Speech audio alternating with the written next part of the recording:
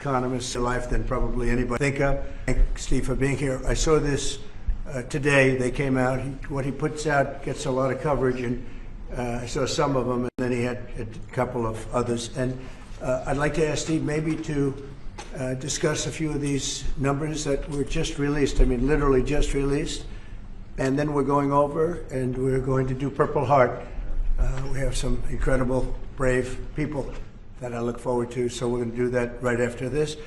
Steve, could you say a few words about the various charts? Thank you, Mr. President. So I called the President because I had some very good news from some new data that we've been able to put together that no one has ever seen before, and I'll just very quickly go through these. So I was telling the President that he did the right thing in calling for a new head of the Bureau of Labor Statistics, because this shows that over the last 2 years of the Biden administration, the BLS overestimated job creation by 1.5 million jobs. That's a, Mr. President, that's a gigantic error.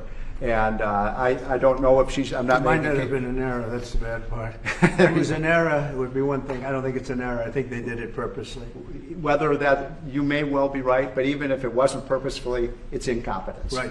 Okay, so 1.5 million jobs overestimated. We have access to the some data that no one else does on what has happened month by month with median household income. This is based on unpublished Census Bureau data. It will be released sometime in the next 6 months, but we get an advanced look at it.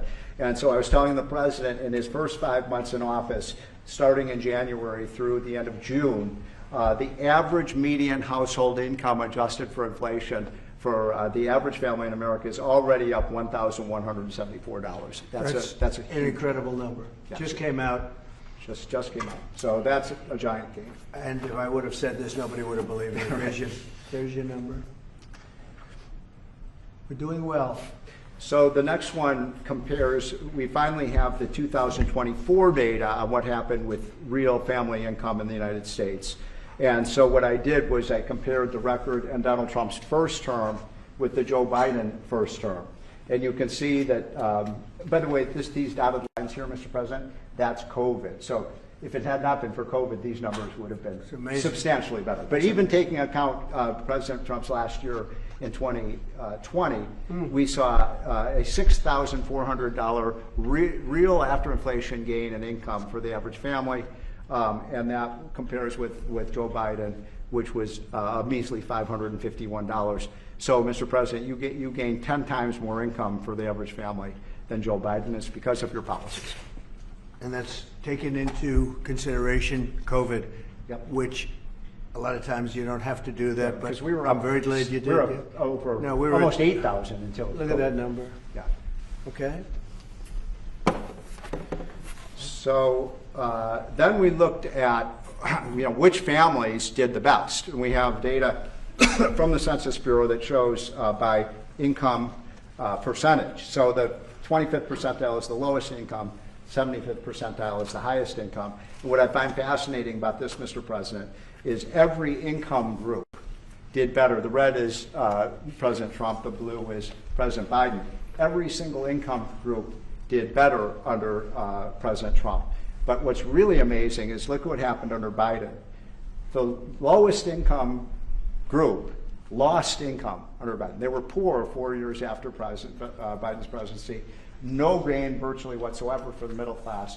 And the rich was the only group that did better under Biden, which is ironic because Biden keeps saying he was trying to get rid of income inequality. He made income inequality worse, not better. It was President Trump that reduced income inequality. These numbers just came out, by the way. Yep. And then finally,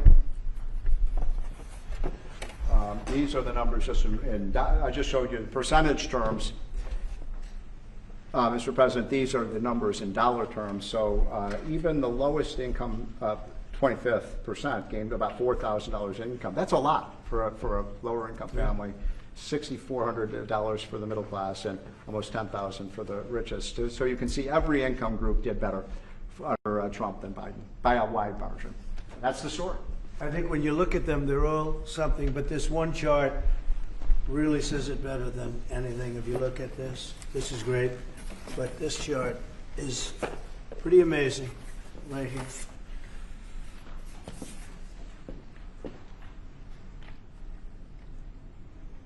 all new numbers. Okay? So we're going to go now over to the East Room, and we're going to celebrate some very brave people with the Purple Hearts. Yeah, please. Mr. President, just to follow up on the India tariffs, do you expect increased trade negotiations, since you've announced the 50% tariff? No, not until we get it resolved.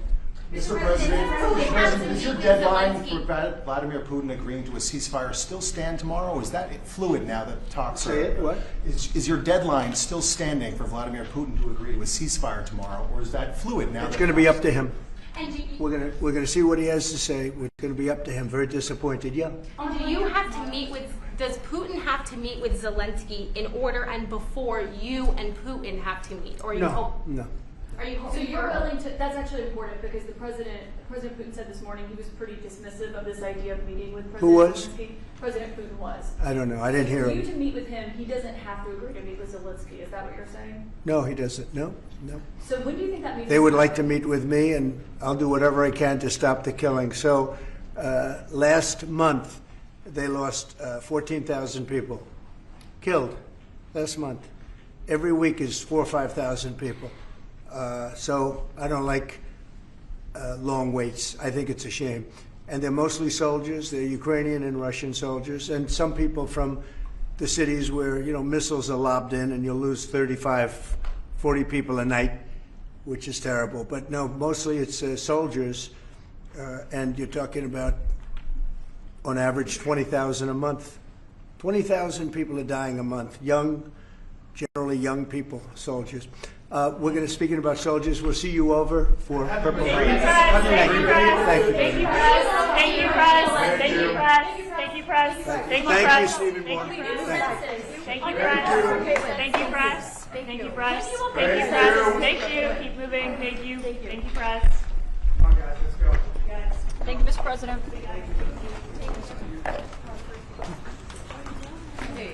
I just want to make sure this is right.